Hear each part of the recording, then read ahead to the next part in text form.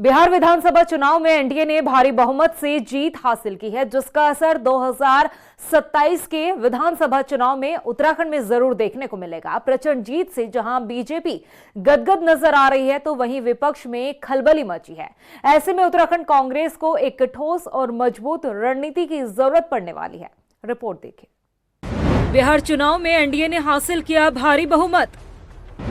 प्रचंड जीत से कांग्रेस में बढ़ी बेचैनी।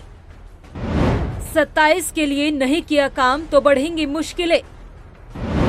उत्तराखंड में विपक्ष को करना होगा आत्ममंथन।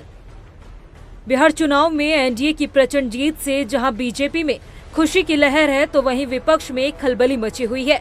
बिहार विधानसभा चुनाव का असर दूसरे राज्यों में होने वाले विधानसभा चुनाव में जरूर देखने को मिलेगा। बीजेपी इस जीत को एक बूस्टर डोज की तरह देख रही है, मगर कांग्रेस में बेचैनी साफ तौर पर देखी जा सकती है। दरअसल शुक्रवार को बिहार विधानसभा चुनाव का परिणाम सामने आने के बाद उत्तराखंड में भी कांग्रेस के नेताओं में एक अजीब सी बेचैनी और मायूसी देखी गई। और ये बेचैनी लाजमी है, क्योंकि उत्तराखंड में अपनी सियासी जमीन खोती कांग्रेस के लिए अभी भी संभलने का समय बचा है। 2027 के विधानसभा चुनाव के लिए विपक्ष के पास करीब 15 महीने का वक्त है। अगर इस समय भी कांग्रेस ने एक ठोस और मजबूत रणनीति पर काम नहीं किया, तो वो दिन दूर नहीं जब उत्तराखंड में कांग्रेस अपना जनाधार जड़ से खत्म कर चुकी होगी।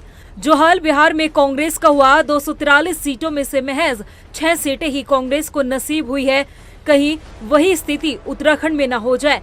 इसके लिए विपक्ष को एकजुटता और धरातल पर मजबूत रणनीति के साथ मैदान में उतरना होगा, क्योंकि उत्तराखंड में कांग्रेस 2014 के लोकसभा चुनाव और 2017 के विधानसभा चुनाव से लगातार हार का सामना कर रही है।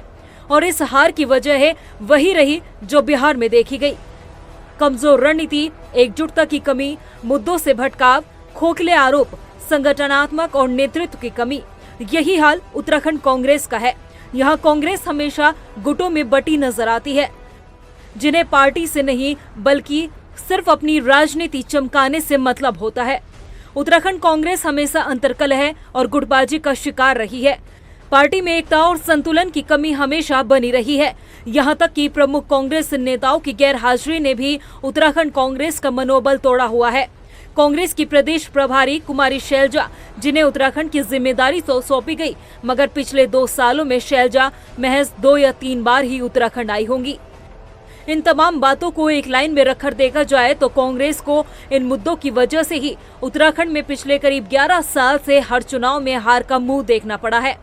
मगर कांग्रेस आज भी अपनी कमजोरी को ढूंढने और उस पर काम करने की बजाय बीजेपी पर ही आरोप लगाती हुई नजर आ रही है। ये कांग्रेस को तो हर स्तर पर बात करनी चाहिए और समीक्षा भी होनी चाहिए, लेकिन बात यह है कि भारतीय जनता पार्टी 100 सीटों पर लड़ती है और 95 जीत जाती है।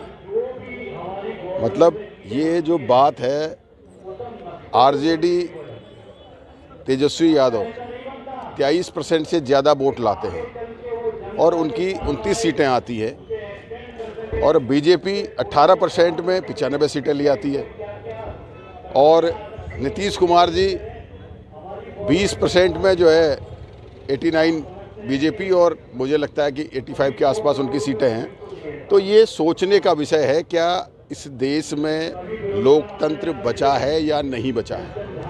ये सोचने का विषय है कि व्यक्ति जो वोट देकर आ रहा है, उसका वोट जहां वो दे रहा है वहां जा रहा है या नहीं जा रहा है।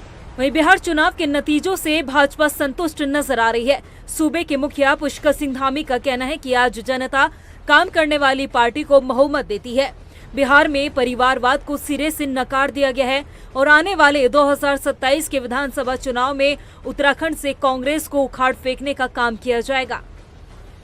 वहाँ पर एक बार फिर से सरकार में आने का मौका दिया है, और पूरे देश के अंदर अब जहाँ भी चुनाव हो रहे हैं, हर चुनाव में डबल इंजन की सरकारों को जनता लगातार चुन रही है। बिहार इसका प्रत्यक्ष उदाहरण है। बिहार के अंदर भी 2 पार्टी के साहबजादों ने, वहाँ के युवराजों ने जनता को बरगलाने का बहुत प्रयास किया।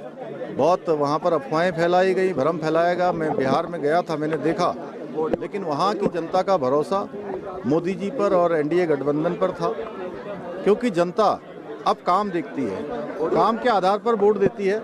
और इस जीत ने साबित कर दिया कि आगे जहाँ भी चुनाव होंगे, उत्तर प्रदेश, उत्तराखंड, यहाँ भी झूठ, अफवाह, भ्रम और जो भ्रष्टाचार जो इनके शासन में हुआ करता था, अब जनता उसको नकारेगी। यहाँ की जनता भी इंतजार कर रही है कि इनको जो है बिल्कुल जड़ से नेस्तनाबूद करेगी। ये जीत एनडीए के लिए विकास और स्थिरता की मुहर है, लेकिन कांग्रेस के लिए ये झटका गंभीर है। उसे संगठन मजबूत, गठबंधन में बराबरी सुनिश्चित करनी होगी और मुद्दों पर फोकस करना होगा। बिहार के मतदाताओं ने साफ संदेश देने का काम किया है, जाति और धर्म से ऊपर विकास है। अगर विपक्ष अभी भी अपनी रणनीति में बदलाव नहीं करता है तो 2027 का विधानसभा चुनाव उत्तराखंड में कांग्रेस के लिए मुश्किलें खड़ी कर सकता है। रफ्तार मीडिया के लिए देहरादून से सुशांत सिंह के साथ ब्यूरो रिपोर्ट।